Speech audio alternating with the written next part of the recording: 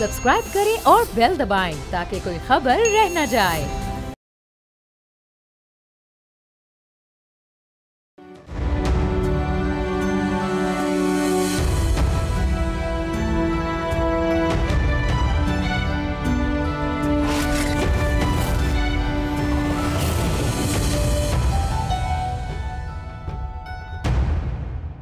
बिस्मिल्लाहिर्रहमानिर्रहीम, अस्सलाम वालेकुम। आप देख रहे हैं प्रोग्राम बोल आदिल अब्बासी के साथ और मैं हूं जवाद कमाल। नाज़रीन, किया इलेक्ट्रिक एक अहम तरीन मामला है जिसमें गैर कानूनी कब्जे और मायूस कुन कारकर्दगी की दास्तान खुलकर आया हो चुकी है।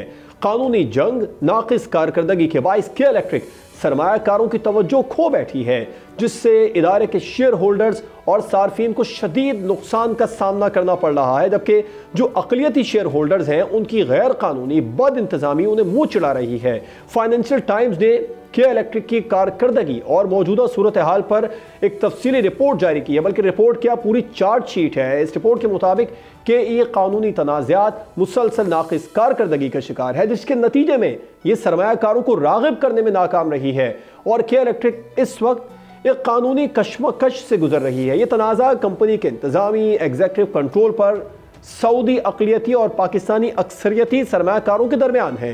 एक अक़लियती सरमायाकार ने मुबैना तौर पर KE का कंट्रोल हासिल कर लिया, जबकि अक्सरियती सरमायाकारों को बोर्ड पर बैठने से भी रोका जा रहा है।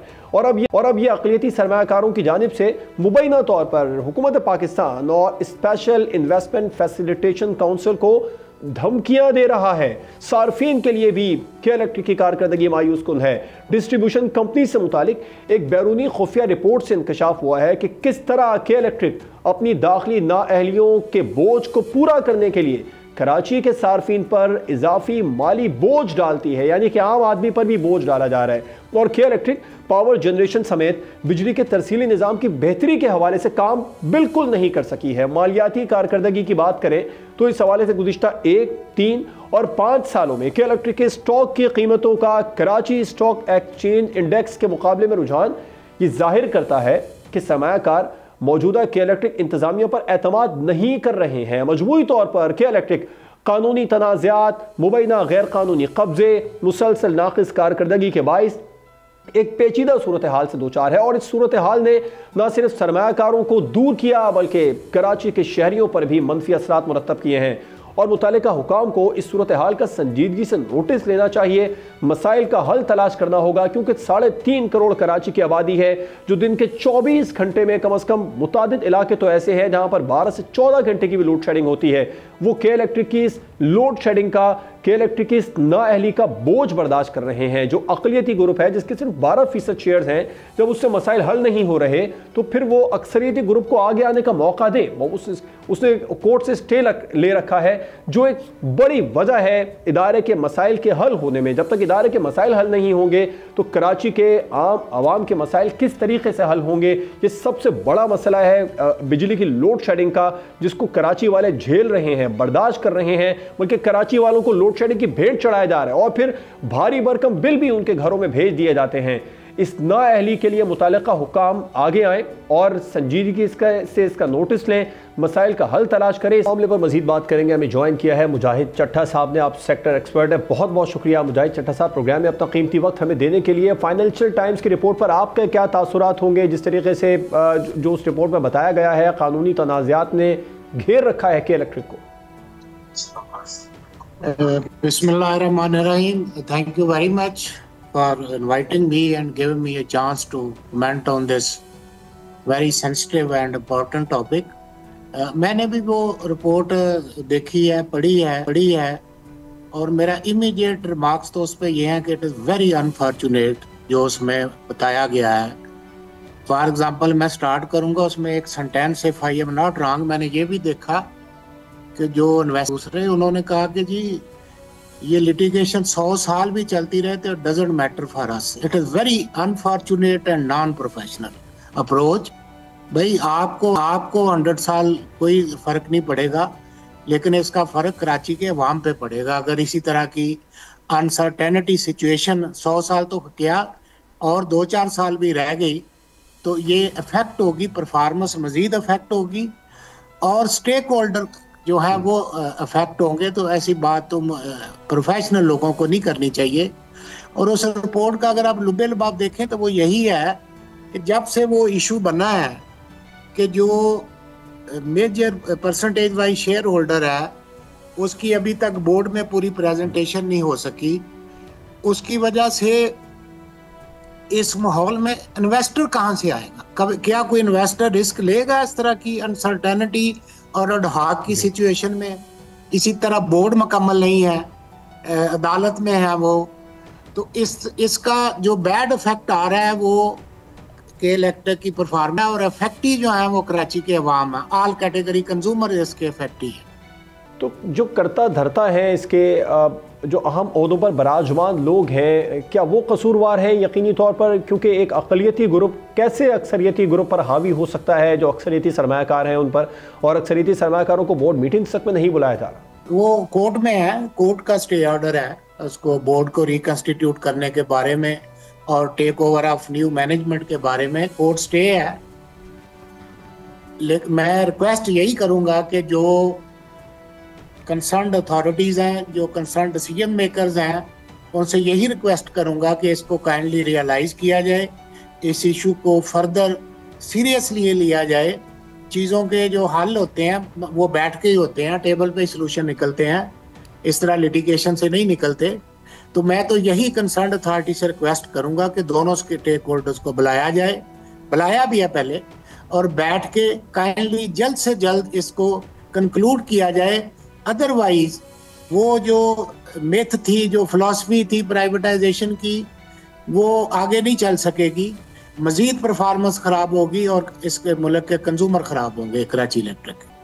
इतने बरस हो गए के इलेक्ट्रिक जब से प्राइवेटाइज हुआ है, मुसलसल एक ही स्टेटमेंट, एक ही बयान सामने आता है कि जी कोशिश कर रहे हैं, कराची बड़ा शहर है, यहाँ पर जो लोगों को हर मुमकिन कोशिश है कि बिजली हर घर में पहुँचे, लेकिन बहुत सारी नाअहलियाँ हैं जो सामने आ रही हैं। मसाइल कम होने के बजाय चट्टा साहब बढ़ते चले जा रहे हैं, चाहे वो लोड शेडिंग के हों, चाहे वो वोल्टेज के हों, चाहे वो बिजली से जो कराची में शहरी जाँ बहक हो जाते हैं वो मसाइल हों।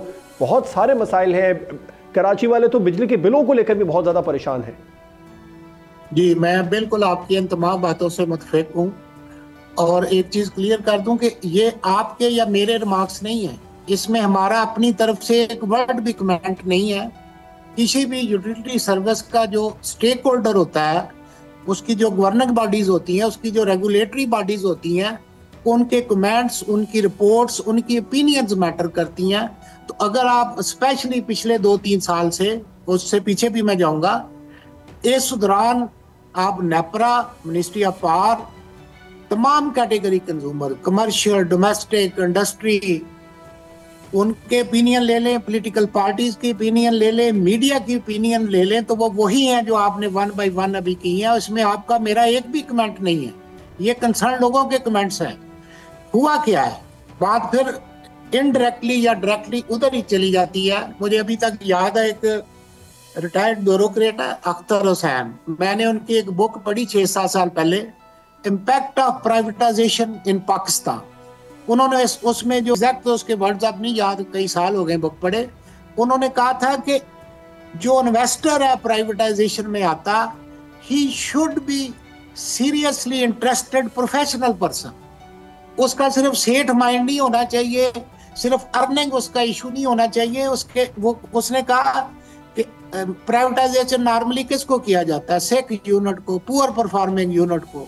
तो उन्होंने लिखा अख्तर साहब ने कि ऐसे बंदे को दें जिसको उसको चलाने में इंटरेस्ट भी हो।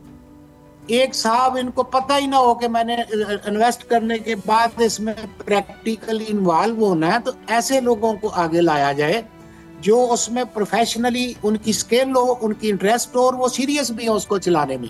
शुरू में जब केएल एक्टर को हमने प्राइवेटाइज किया तो आपके इसकी शुरू के सालों की परफॉर्मेंस देखें तो दैट वाज वेरी गुड।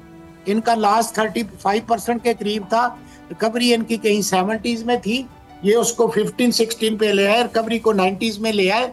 लेकिन अब पिछले 2-3 साल से जब से ये अनसर्टन सिचुएशन का शिकार हुई है, इनके एंडिंग 24 जो रिजल्ट है वो एंडिंग 23 से भी वर्स्ट है।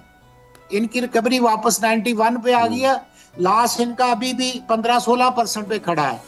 और अगर मैं आपको एक कंपैरिजन इजाजत दें तो थोड़ा सा दे दूं कि जो प्राइवेट पब्लिक सेक्टर बिल्कुल, की बिल्कुल यूटिलिटीज है पंजाब की, ये मेरे सामने पेज पड़ा है, आइस्को लासत सिंगल डिजिट में है, गैपको के लासत सिंगल डिजिट में है, फेस्को के लासत सिंगल डिजिट में है, लेस्को जिसकी सेल, जिसकी डिमांड, जिसका number of customer 1.5 times more than that of K electric का, उसका लॉस 11-12% पे है और उसकी 100% रिकवरी है।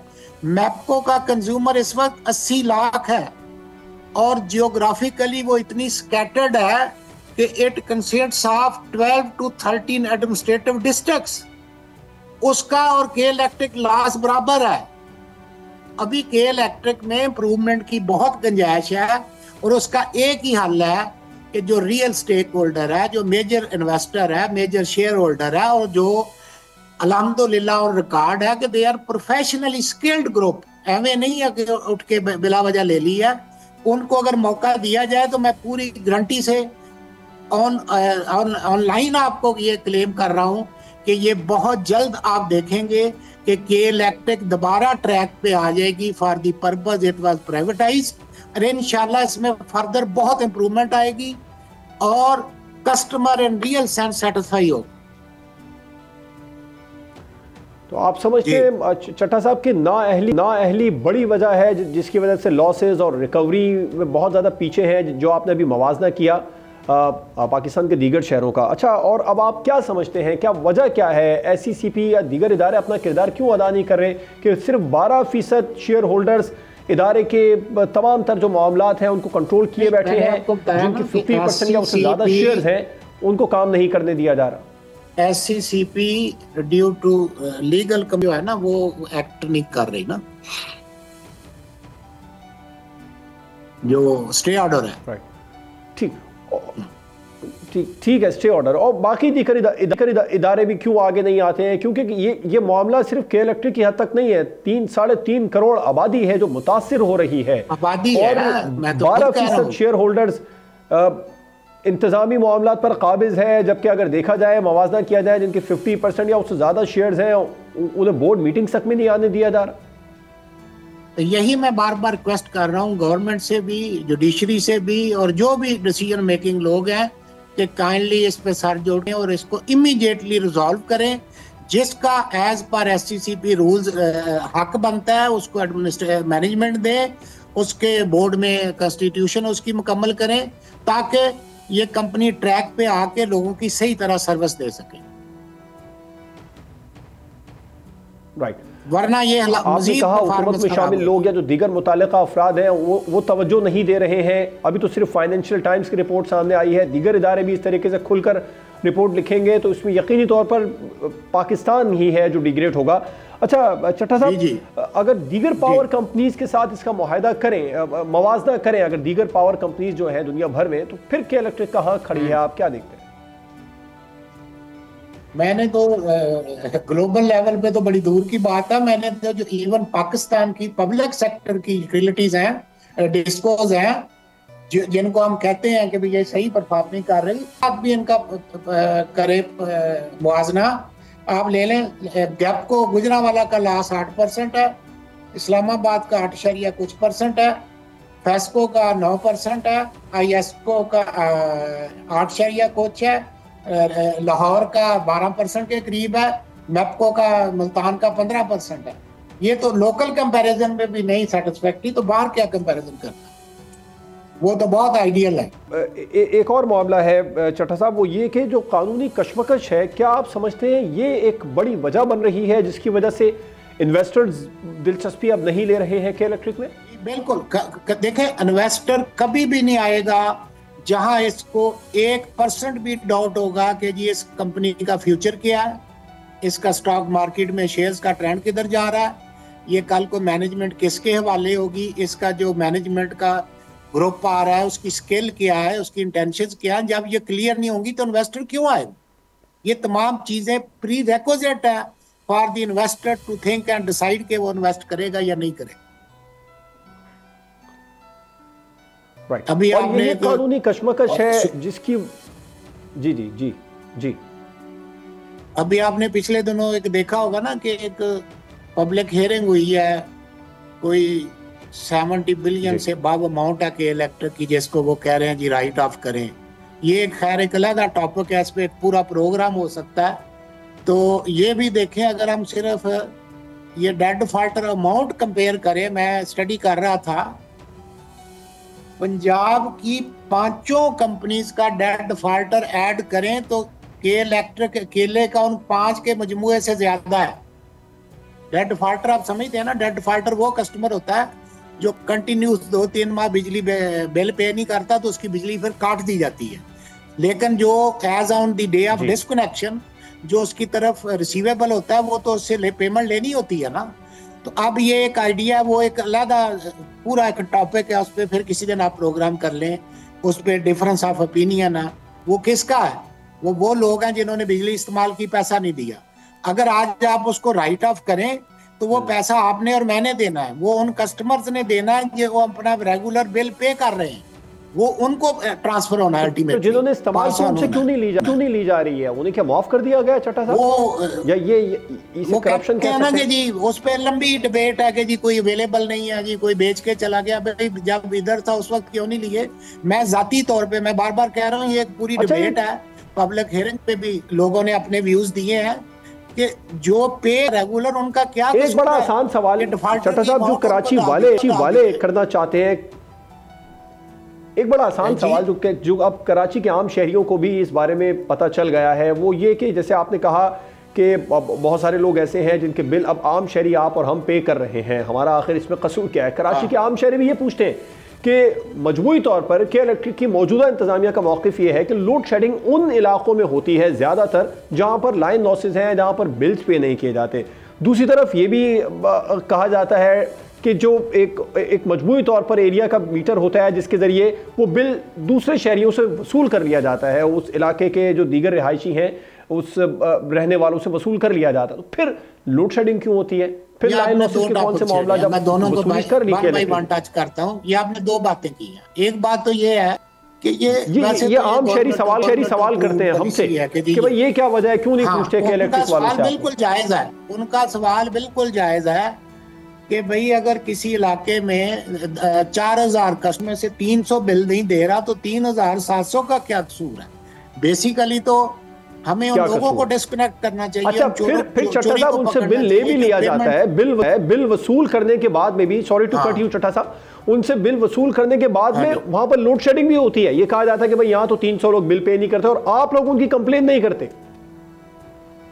ये बड़ी डिबेटेबल है, इस पे बड़ी डिबेट है और मेरे एज ए प्रोफेशनल व्यूज हैं कि इसका कोई और वे आउट निकालना चाहिए।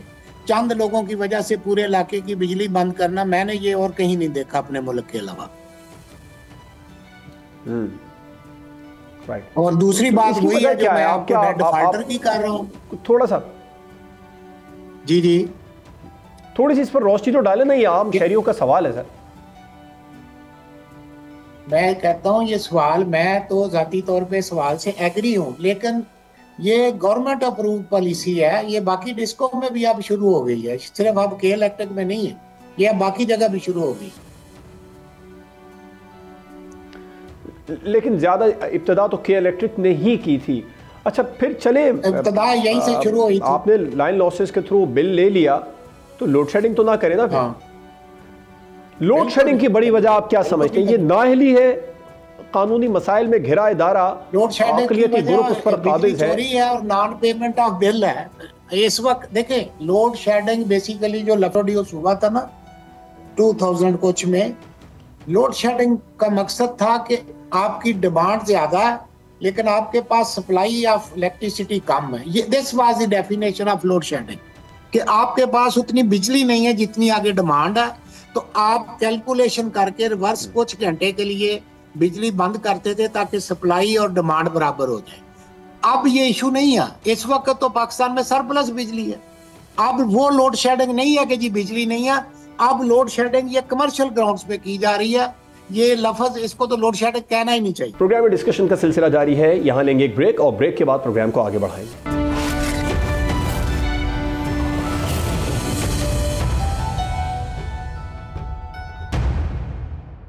वेलकम बैक नाज़रीन। के इलेक्ट्रिक के मसाइल के हवाले से बात कर रहे हैं। अक़लियती ग्रुप के इलेक्ट्रिक पर काबिज़ है। अक्सरियती जो सरमायाकार हैं, जो बोर्ड मेंबरान हैं, उनको पीछे रखा जा रहा है और बोर्ड मीटिंग्स में भी आगे नहीं आने दिया जा रहा है। इस हवाले से हम प्रोग्राम में बात करें और अब बात कर लेते हैं। अच्छा चट्टा साहब, अभी जो कानूनी कशमकश की हम बात कर रहे थे, क्या यही वजह है जो सार्फिन पर इजाफी बोझ का बायस भी बन रही है? और सुना है इस हवाले से कोई खुफिया रिपोर्ट भी है मौजूद है, उसकी फाइंडिंग्स क्या कहती हैं, क्या इत्तलात है आपके पास?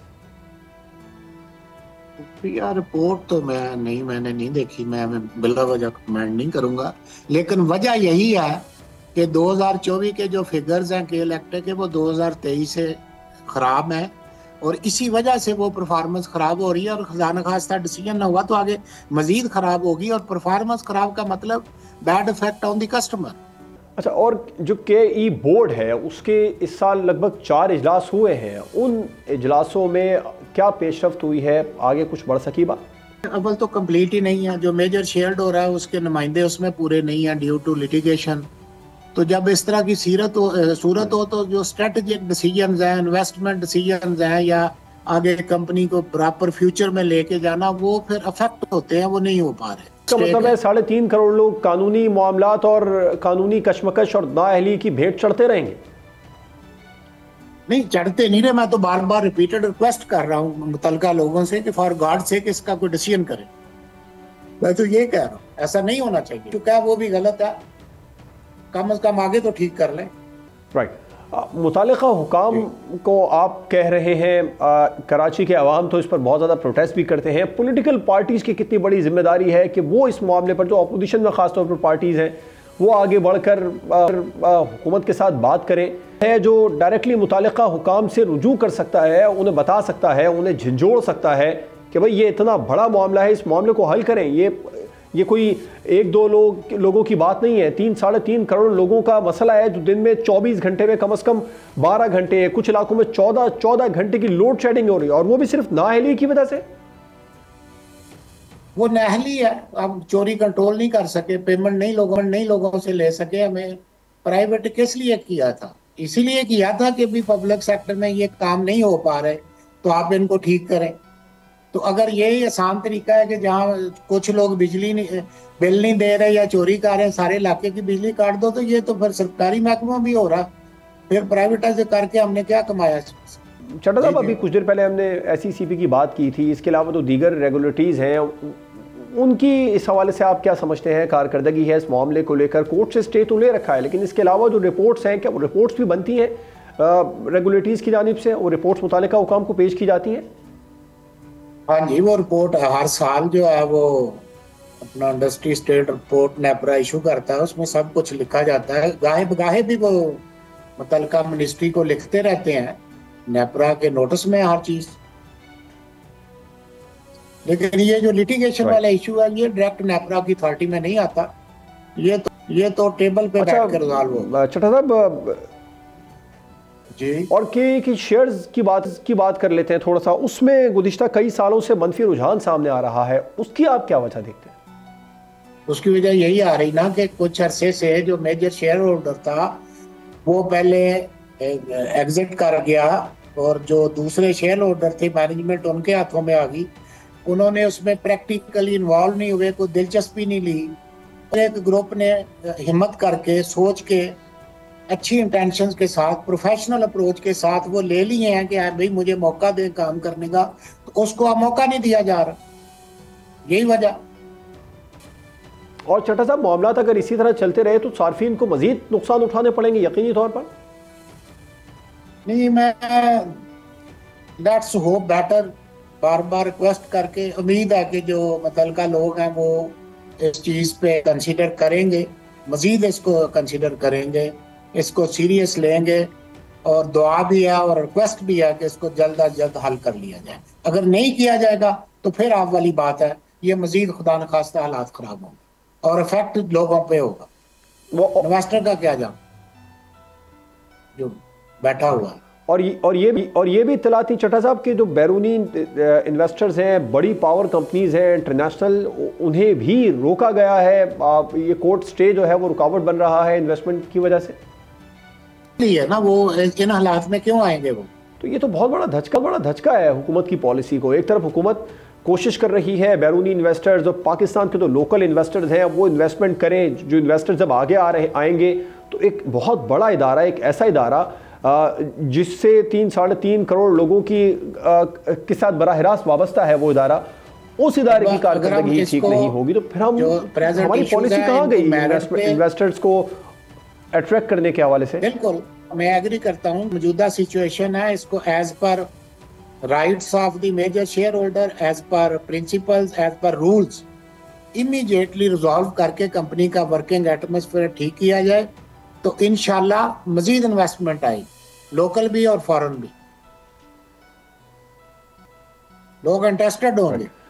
कई लोग राब्ता करते हैं मेरे से, फोन पे बात करते हैं, पर इसका शेयर किधर को जा रहा है, उसका शेयर भी तो फिर डाउन जाता है ना। यही एक बड़ी वजह है जो 12% शेयर होल्डर्स के इलेक्ट्रिक के इंतजामी उमूर पर काबिज हैं, गैर कानूनी कब्जा करके बैठे हैं और फिर ऊपर से स्टे भी उन्होंने ले रखा है। यही वजह है जो मुकामी सरमायाकार, गैर मुल्की सरमायाकार अब दिलचस्पी ही नहीं ले रहे हैं कि इलेक्ट्रिक में। क्यों आएंगे वो? जब डेली देखे मीडिया अब तो कितना एक्सपैंड है, हर चीज सामने आ जाती है 1 घंटे 2 मिनट के बाद। सबसे जो अच्छी बात उसमें फाइनेंशियल टाइम्स ने रिपोर्ट नहीं दी है सर, पूरी चार्ज शीट दी है। वो चार्ज शीट हुकूमत के लोगों तक, मुतालिका हुकाम तक भी यकीनी तौर पर पहुंची है। और उसमें जो सबसे खूबसूरत बात अगर आपने भी नोट की हो, मैंने पढ़ी है कि उसने इसको पब्लिश करने से पहले हर स्टेक होल्डर को अपना मौकफ देने का मौका दिया है, उसको बार बार टच किया है कि आप अपना मौकफ दे। और उसमें वही फिक्रा मुझे बहुत टच उसने मतलब डिप्रेस किया या हर्ट किया कि जी 100 साल भी मुकदमा चलता रहे तो खैर है। ये एक रियल प्रोफेशनल की लैंग्वेज नहीं हो सकती, किसी सेठ की तो हो सकती है। अच्छा, आम शहरियों के बहुत सारे मसाइल हैं। ये जो बिल्स का मामला है, बहुत सारे शहरी ये भी कहते हैं कि हम बिल्स पे कर देते हैं, उसके बावजूद भी भारी भरकम बिल दोबारा से मौसूल उनको हो जाता है, कुछ सुनवाई नहीं हो रही है। ये जो 12% शेयर होल्डर इदारे पर काबिज हैं, क्या इन्हें इस बात का इदराक है? देखें, वही बात है कि जो शेयर होल्डर है, मेरी जो स्टडी है या मेरी जो रिपोर्ट है, they are practically not involved in the management of K Electric. वो तो कहीं बैठे हुए हैं, ठीक है ना। तो वो जो आप कह रहे हैं, जो मुझे उससे समझ आई है, वो तो डिटेक्शन ही हो सकती है, जो फाइन वगैरह करते हैं उसकी। पिछले दिनों नेब्रा ने एक स्टडी भी की है, रिकॉर्ड पे है, ओवर बिलिंग जिसको कहते हैं आम अल्फाज, वो भी काफी सीरियस थी रिपोर्ट। ये इतनी सीरियस रिपोर्ट सामने आ रही हैं, स्पेशली अगर हम बात करें तो जो के इलेक्ट्रिक की कारकर्दगी है, मायूस कुन कारकर्दगी, ये डिस्ट्रीब्यूटर्स जो हैं वो परेशान हैं। एक बैरूनी खुफिया रिपोर्ट में इंकशाफ भी हुआ है कि किस तरह के इलेक्ट्रिक अपनी दाखिली नाअहली है जिनको छुपाने के लिए आम सार्फिन पर उसका बोझ डाला जा रहा है। छठा साहब, आम सार्फिन का इस मामले में क्या कसूर है? तो यही कसूर है ना कि right man for the right job, जिसका शेयर बनता है उसको काम करने दो। और हम तो गारंटी दे रहे हैं कि बहुत जल्द आपको अच्छे रिजल्ट सामने आएंगे।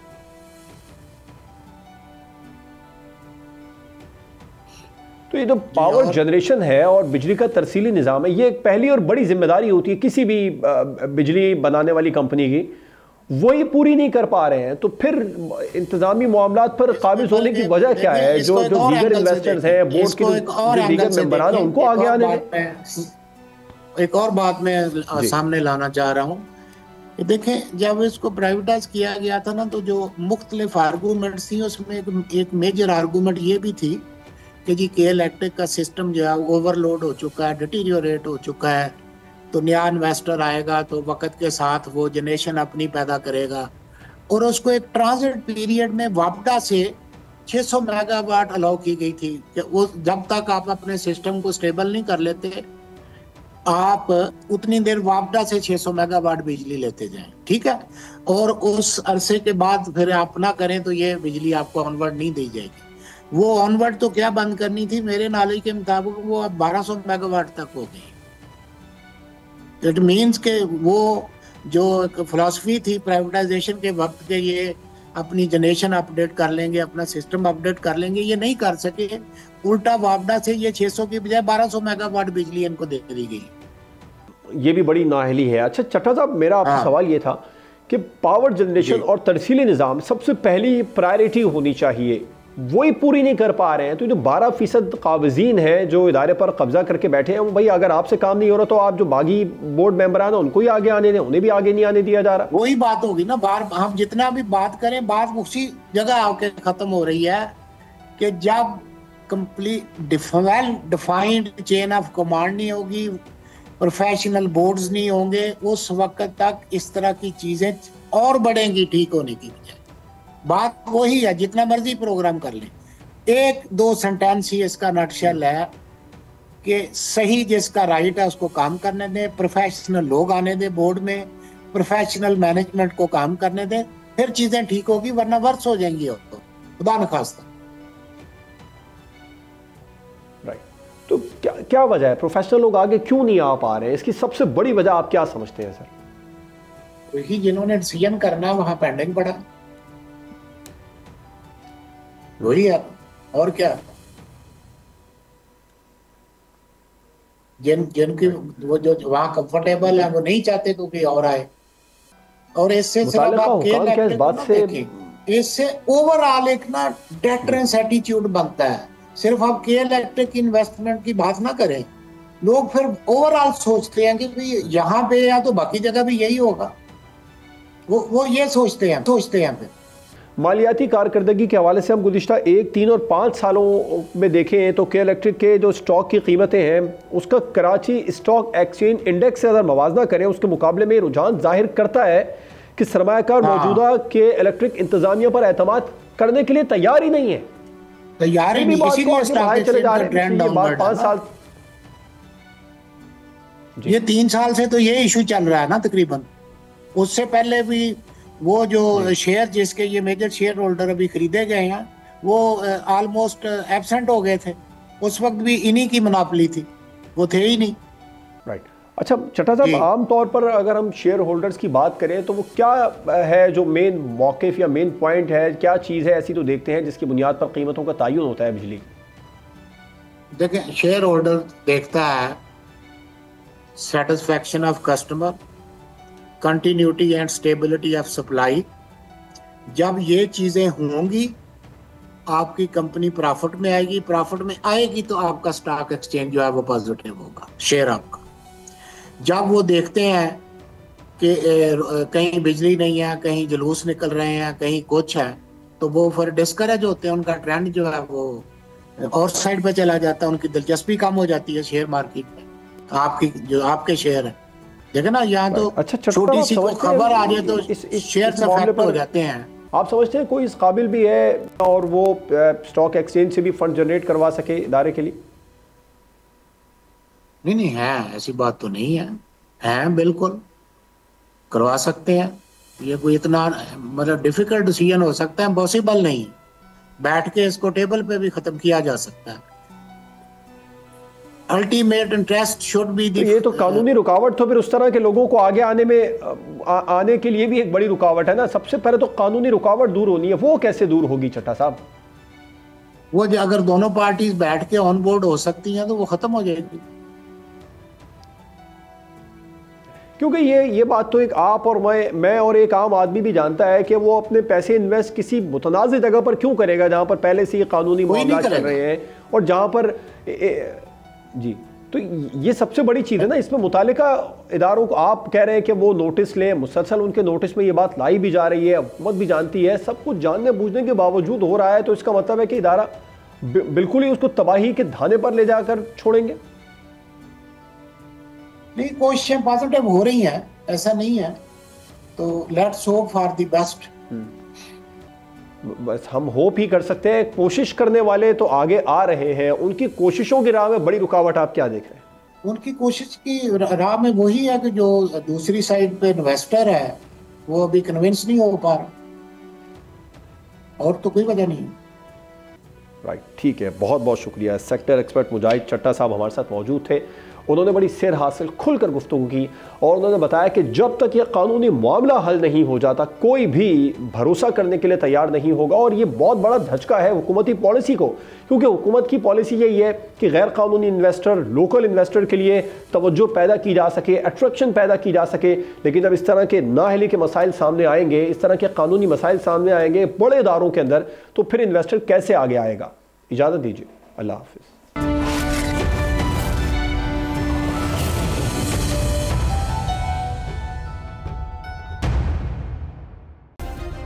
सब्सक्राइब करें और बेल दबाएं ताकि कोई खबर रह न जाए।